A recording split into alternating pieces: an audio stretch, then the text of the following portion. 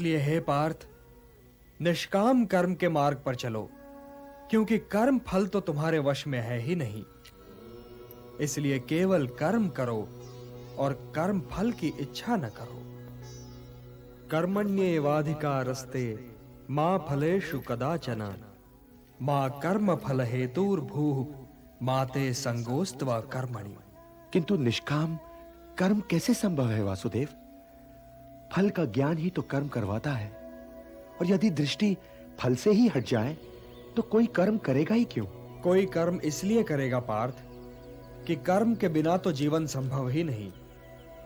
कुछ तो करोगे ही, या भोजन करोगे या नहीं करोगे, या भूखे को भोजन करवाओगे या नहीं करवाओगे, या युद्ध करोगे या नहीं करोगे। तुम्हारे पास तो केवल यही विकल्प है कि तुम क्या करो या क्या न करो। परंतु परिणाम तुम्हारे वश में नहीं है पार्थ।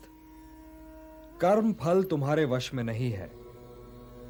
तुम्हारे अधिकार की सीमा इस विकल्प पर समाप्त हो जाती है कि तुम युद्ध करोगे या नहीं करोगे।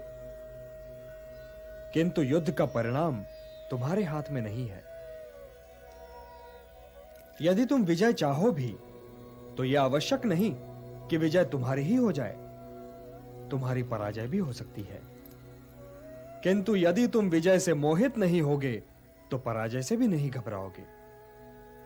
यदि तुम ये सोचो पार्थ कि चाहे विजय हो चाहे पराजय, किंतु तुम तो केवल इसलिए युद्ध कर रहे हो कि युद्ध करना तुम्हारा कर्तव्य है, तो विजय के सुख या पराजय के दुख का प्रश्न ही नहीं उठता।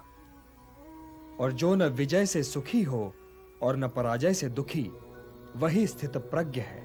इसलिए हे पार्थ, कर्म के प्रतिफल की चेष्टा न करो। तुम तो केवल वही करो जो तुम्हारे वश में है, अर्थात अपने धर्म का पालन करो। यही कर्मयोग है पार्थ।